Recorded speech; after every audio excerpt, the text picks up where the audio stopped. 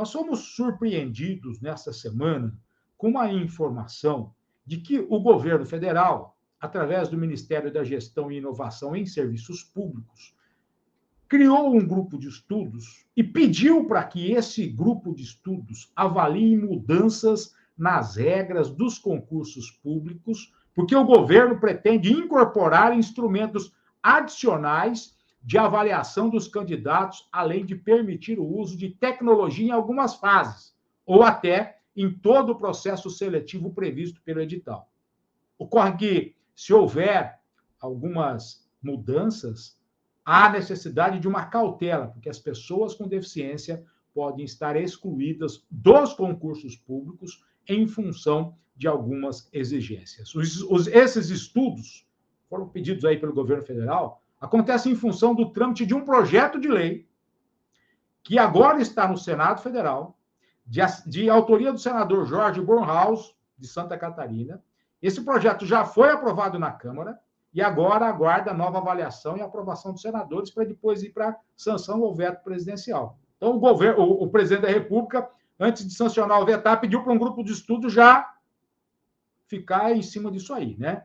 E os estudos que estão sendo realizados, até mesmo para servir como embasamento para a manifestação do presidente Lula, caso o projeto seja aprovado, tem como objetivo melhorar o acesso dos candidatos, ampliar a concorrência, dar segurança jurídica e permitir ao governo selecionar com mais efetividade seus funcionários.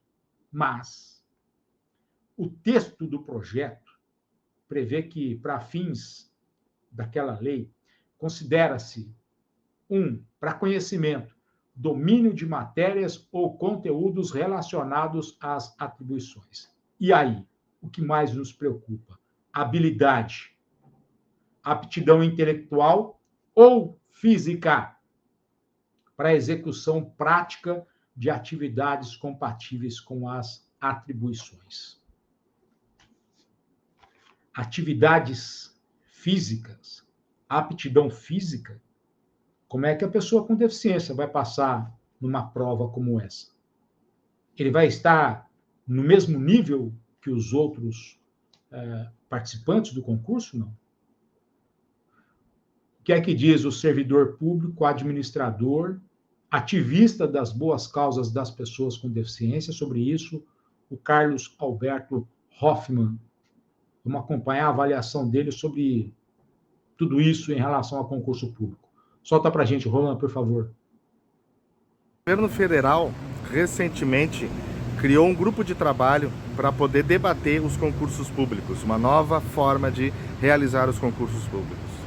Eu sou o Carlos Hoffmann, pessoa com deficiência com visão monocular, e quero dizer algumas palavras para vocês.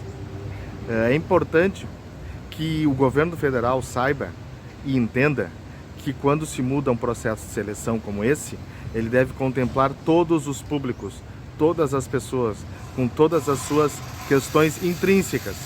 Então é essencial que as pessoas com deficiência possam participar desse debate, já que nessa proposta a tecnologia ela seria utilizada como uma forma de seleção, né, para fazer a prova de seleção. Então as pessoas com deficiência elas têm que estar contempladas nesse processo, com as suas tecnologias assistivas e com todas as suas peculiaridades. Não podemos esquecer das pessoas com deficiência. Então, o governo, que ele possa tratar isso com seriedade e incluindo na pauta, nos debates e nesse grupo, todas as pessoas com deficiência, sejam elas cadeirantes, deficientes visuais, surdos, todos e todas. Então, de qualquer rincão do país, inclusive. Então, é importante que a gente possa estar atento nesse debate sobre a ótica da pessoa com deficiência. Bom, nós ouvimos aí o Carlos Alberto Hoffmann falando sobre essa medida que o governo já quer antecipar, né?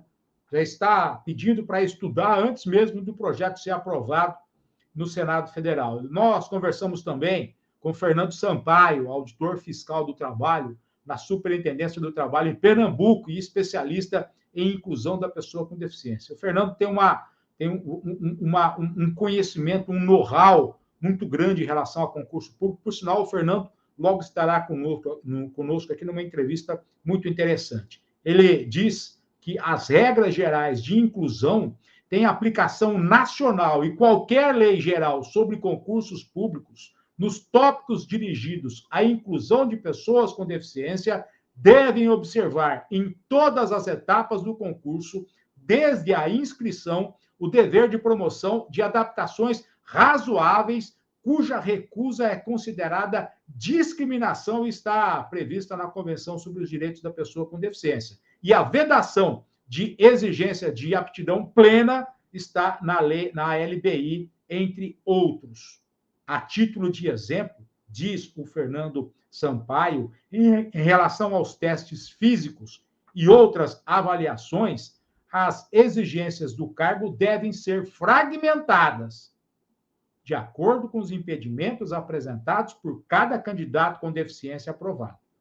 Não se pode exigir para um usuário de cadeira de rodas teste físico de corrida, mas sim adaptar as exigências do cargo aos seus impedimentos específicos, para decidir que tipos de avaliações são compatíveis com os impedimentos de cada candidato. Me preocupa muito se esse grupo de trabalho que foi criado no Ministério da Gestão e Inovação em Serviços Públicos ouça as pessoas com deficiência. Se que esse grupo de trabalho não cumpra aquilo que alguém determinou sem ouvir a sociedade. Porque não adianta nada abrir o concurso público, 100 vagas, 5 vagas, cota para pessoa com deficiência, mas chega na hora, a pessoa com deficiência não passa no teste físico. Como diz o Fernando aqui, ó. Não se pode exigir para um usuário de cadeira de rodas teste físico de corrida. Só faltava essa, não é? Tem lá 100 pessoas passaram no concurso, reúne todo mundo num local, 95 pessoas saem correndo e o cadeirante vai atrás. O amputado vai atrás. Só essa que faltava, não é? Aí, pode parar. Para tudo que eu quero descer. Me preocupa. Eu tenho dito que algumas vezes, quando os governos falam sobre pessoas com deficiência, isso muitas vezes vem para prejudicar. Eu sempre digo o seguinte, o projeto está tramitando. Se o projeto está tramitando, vamos esperar ser aprovado, ser sancionado, para depois a gente divulgar. Mas esse é um daqueles que ou a gente mexe agora, ou depois, quando se tornar lei, pode ficar difícil. Complicado. Complicado. Respeite as pessoas com deficiência. Nada sobre nós sem nós.